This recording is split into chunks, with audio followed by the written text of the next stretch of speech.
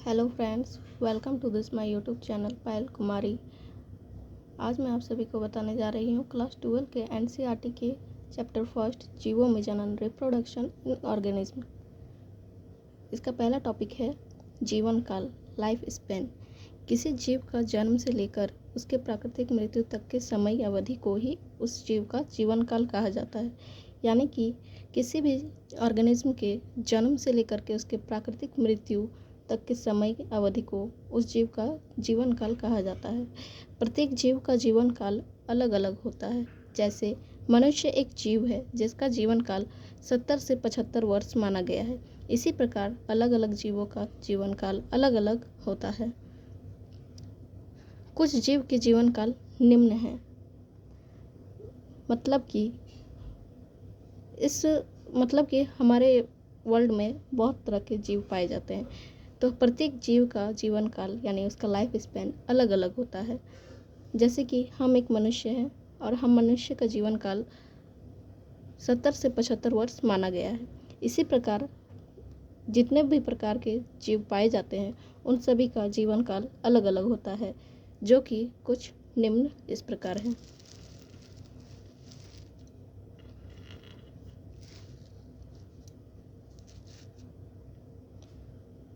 हाथी, इसका जीवन काल 65 से 70 साल माना गया है। गुलाब, इसका जीवन काल 5 से 7 साल माना गया है। कुत्ता, इसका जीवन काल 20 से 25 साल माना गया है। तितली, इसका जीवन काल 1 से 2 हफ्ते तक माना गया है। इसी प्रकार और भी ऐसे जीव हैं जिनके जीवन काल निम्नलिखित हैं। अब आते हैं नेक्स्ट टॉपिक, जनन, रिप्रोडक्शन। जनन एक जैविक प्रक्रिया है जिसके अंतर्गत जीव अपने ही समान नए जीवों को जन्म देते हैं। अर्थात जनन एक ऐसी जैविक प्रक्रिया है जिसके अंतर्गत जीव अपने ही समान नए जीव या अपने ही समान नए संतति को जन्म देते हैं। जनन के प्रकार, जनन 2 प्रकार के होते हैं। पहला अलैंगिक जनन, जिसे असेक्सुअल रिप्रोडक्शन कहते हैं। दूसरा लैंगिक जनन, जिसे सेक्सुअल रिप्रोडक्शन कहते हैं। आइए पढ़ते हैं पहला अलैंगिक जनन के बारे में। असेक्सुअल रिप्रोडक्शन, जब संतति की उत्पत्ति सिर्फ एक ही जनक, या तो नर या मादा, या तो मेल या फीमेल के द्वारा हो, तो इस प्रकार के जनन को अलैंगिक जनन कहते हैं। जैसे समस्त एक कोशिकीय जीव, इसमें आते हैं मोनेरा जगत और एक प्रोटिस्टा जगत। मोनेरा जगत के एग्जाम्पल हैं जीवाणु, नीलहरित शैवाल, माइकोप्लाज्म, तथा प्रोटिस्टा जगत के एग्जाम्पल है अमीबा, पैरामीशियम, यूग्लेना। अब नेक्स्ट पॉइंट, इस प्रकार के जनन में किसी भी लैंगिक अंगों की आवश्यकता नहीं होती है। इसमें केवल एक ही जनक भाग लेते हैं। इसमें केवल एक ही जनक या तो मेल या फीमेल पार्टिसिपेट करते हैं। इसमें सभी विभाजन समसूत्री यानी कि माइटोसिस होते हैं। अलैंगिक जनन द्वारा उत्पन्न संतति आकारिकी यानी कि मॉर्फोलॉजिकली तथा आनुवंशिकी रूप से यानी जेनेटिकली अपने जनक के समान होते हैं। इन्हें क्लोन कहते हैं। मतलब कि अलैंगिक जनन में जो संतति उत्पन्न होते हैं वे मॉर्फोलॉजिकली यानी कि आकार में और आनुवंशिक रूप से वे अपने पेरेंट्स के समान ही होते हैं। इसलिए इन्हें एक नाम दिया गया है जिन्हें क्लोन कहते हैं।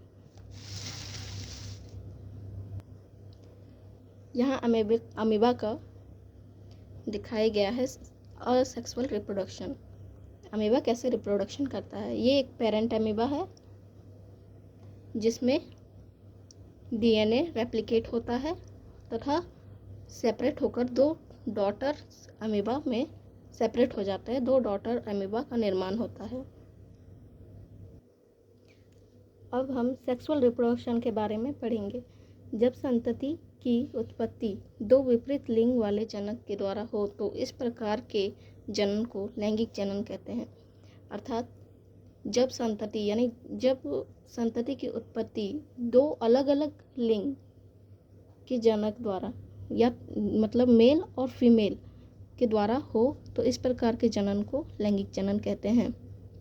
जैसे कवक, पौधा, जंतु या समस्त स्तनधारियों में आदि। इसमें लैंगिक अंगों जैसे नर में वृषण तथा मादा में अंडाशय की आवश्यकता होती है। इसमें दो विपरीत जनक नर व मादा, मेल या फीमेल, भाग लेते हैं। इस प्रकार के जनन में लैंगिक अंगों मतलब नर में वृषण तथा मादा में अंडाशय में अर्धसूत्री विभाजन होता है, जिससे नर में अगुणित नर युग्मक तथा मादा में अगुणित मादा युग्मक बनता है। फिर नर व मादा युग्मक संलयित होकर द्विगुणित यानी कि डाइप्लॉइड युग्मनज 46 जिसमें कि 46 गुणसूत्र का निर्माण होता है।